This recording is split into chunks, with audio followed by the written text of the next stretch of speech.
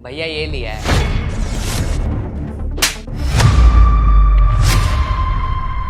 क्यों बुढ़िया, जबान लड़ाएगी मुझसे? काम करने को कहा था ना, करा क्यों नहीं? बहू, रोज तो घर का सारा काम कर देती हूँ, आज मेरी थोड़ी तबीयत खराब है इसलिए नहीं किया। तुम देखना, मैं अपने बेटे को सब बता दूंगी। जब उसको पता चलेगा ना, देखना तुम्हारे साथ वो क्या करेगा। अच्छा बुढ़िया, ज्यादा जबान चल रही है ना तेरी, अभी बताती हूँ।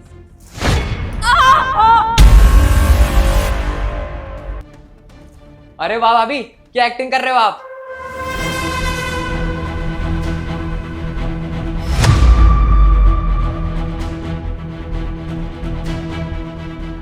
अरे देवर जी, इतनी जल्दी क्यों बता दिए मम्मी जी को? इनके साथ प्रैंक करने में कितना मजा आ रहा था। मम्मी जी डर गई थी ना आप? भाभी, भैया भी ना वीडियो कॉल पर ही हैं। भैया कैसा लगा आपको भाभी का प्रैंक? अच्छा छोटे, ये सब प्रैंक था। वही मैं भी सोचूं कि शिवानी मम्मी के साथ मारपीट क्यों कर रही है। छोटे, एक बार मम्मी से बात करियो। हाँ हाँ, कराता हूँ भैया।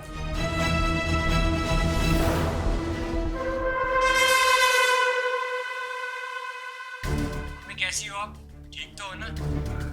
हाँ बेटा, मैं बिल्कुल ठीक हूँ। शिवानी और तेरा छोटा भाई मेरा बहुत ख्याल रखते हैं। अच्छा मम्मी, मैं रखता हूँ, मेरी मीटिंग चालू होने वाली है।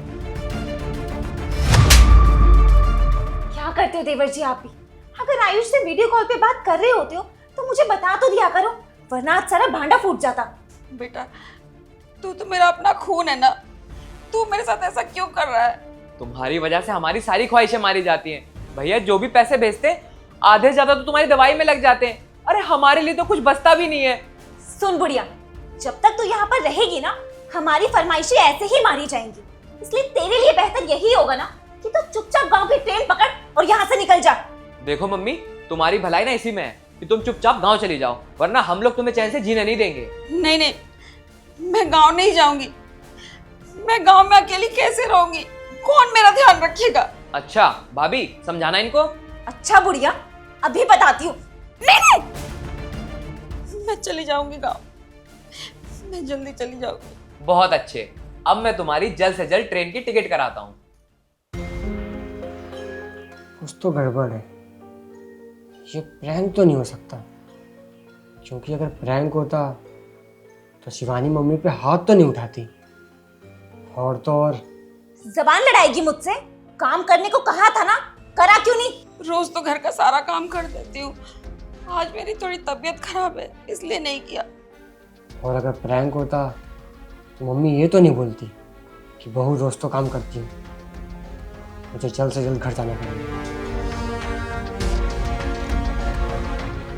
छोटे, मैं 2-3 महीने बाद ही आऊँगा।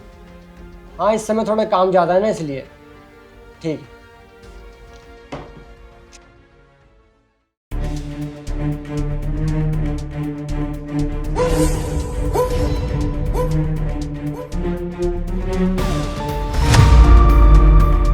अरे भैया, आप तो 3 महीने बाद आने वाले थे ना?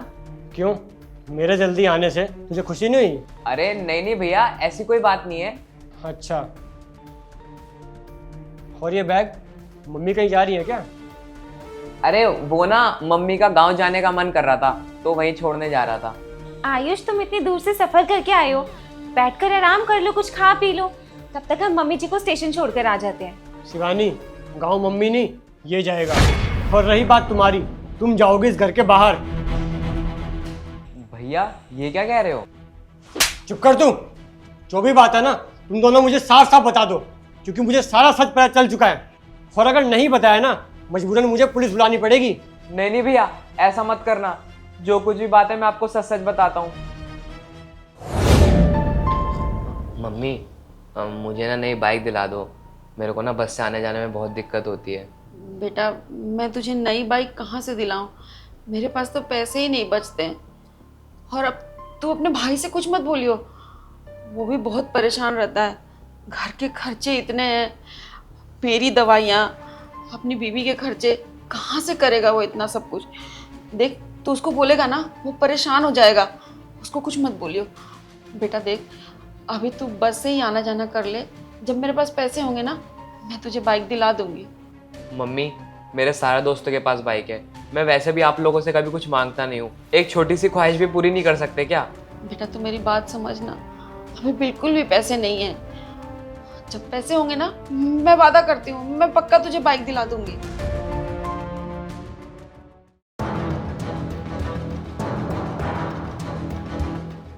क्या हुआ देवर जी, इतने उदास क्यों? कुछ नहीं भाभी, मम्मी से नई बाइक मांगी थी, मना कर दिया। कह रही है दवाइयों का खर्चा ही इतना है, तेरी बाइक कहाँ से लाएं? दवाइयाँ उनकी आती हैं और फरमाइशें मेरी पूरी नहीं हो रही हैं। क्या बताऊं देवर जी, मेरे साथ भी ना यही सब है। अभी थोड़ी देर पहले ही मैंने आयुष को फोन करा था कि देवर जी और मैं मेला घूमाते हैं, लेकिन कहने लगा कि मम्मी अकेली रहेंगी घर पे, उनका ख्याल कौन रखेगा। अरे 2-3 घंटे तो सब मैनेज कर ही लेते हैं ना, और ये तो कुछ भी नहीं है, वो तो हर छोटी से छोटी चीज को भी टाल देते हैं। मुझे तो समझ में ही नहीं आ रहा भाभी कि करे क्या। क्यों ना देवर जी, हम आपकी मम्मी को गांव भेज दें। अरे भाभी, अगर मम्मी को गांव भेज देंगे तो मम्मी का ख्याल कौन रखेगा? और वैसे भी गांव में कोई रहता नहीं है। ठीक है देवर जी, अब आप अपना सोच लो या फिर मम्मी जी का, क्योंकि मम्मी जी यहाँ रहेंगी तो सारा पैसा तो उनकी दवाइयों में जाता रहेगा, और घर खर्च भी तो वही देखती है ना। फिर तो आ गई आपकी बाइक। पर भाभी, मम्मी गांव जाएंगी कैसे? अगर मम्मी जी को हम परेशान करें तब वो खुद ही थक हार कर गाँव चले जाएंगी, क्योंकि ऐसे तो वो जाने नहीं वाली। नहीं नहीं भाभी, हम मम्मी को परेशान थोड़ी ना कर सकते हैं, और वैसे भी उनकी तबीयत ठीक नहीं रहती है। ठीक है देवर जी, रहने देते हैं मम्मी को यहीं, जाती हूँ मैं अपना काम करने। नहीं नहीं भाभी रुको, मम्मी को गांव तो भेज देंगे, पर मेरी बाइक कैसे आएगी? देखिए देवर जी, अगर मम्मी जी गांव चली जाएंगी तो मम्मी जी की सारी दवाइयों का खर्चा बच जाएगा, और आयुष जो भी सैलरी भेजेंगे वो भी मुझे ही मिलेगी, और घर का सारा घर खर्च भी मैं ही देखूंगी। तब तो आपकी बाइक आराम से आ जाएगी। हाँ भाभी, आइडिया तो अच्छा है। अबे शर्म आनी चाहिए तुझे, तेरे जैसा नीच इंसान ना मैंने आज तक नहीं देखा। तू तो जानता है ना कि हमारे पापा बचपन में ही गुजर गए थे, उसके बाद से हमारा सारा पालन पोषण हमारी मम्मी ने ही करा है। अबे घर घर जाके बर्तन मांजती थी वो, क्यों? ताकि वो हमें अच्छे स्कूल में पढ़ा सके, हमें अच्छी लाइफ दे सके, हमारा खाना पीना सब अच्छे से कर सके। उनसे आज तक जो कुछ हुआ ना हमारे लिए, इन्होंने वो सब करा। और आज जब उनको हमारी ज़रूरत है तब तू उनके साथ क्या कर रहा है? उनके साथ मारपीट कर रहा है। तेरे जैसे घटिया इंसान को ना नर्क में भी जगह नहीं मिलेगी। अबे शिवानी तो दूसरे घर की थी, लेकिन तू तो इनका अपना खून था ना, तूने भी इनके साथ ये सब करा। इसके लिए ना भगवान तुझे जिंदगी भर माफ़ नहीं करेगा। एक काम कर, तू अपना सामान पैक कर और गाँव निकल चल। भैया प्लीज़ मुझे माफ़ कर दो, मुझसे बहुत बड़ी गलती हो गई। मैं भाभी के बहकावे में आ गया था, मैं भूल गया था कि मम्मी ने आज तक हमारे लिए क्या क्या करा है। बस एक मौका और दे दो, मैं मम्मी का अच्छे से ख्याल रखूंगा और ऐसी गलती कभी दोबारा नहीं करूंगा। आयुष बेटा कोई बात नहीं, माफ कर दे अपने छोटे भाई को, अभी बच्चा है ना, बहकावे में आ गया, अब नहीं करेगा दोबारा ऐसा। देख, मैं तेरी आखिरी गलती समझ के इस बार तुझे माफ कर देता हूँ।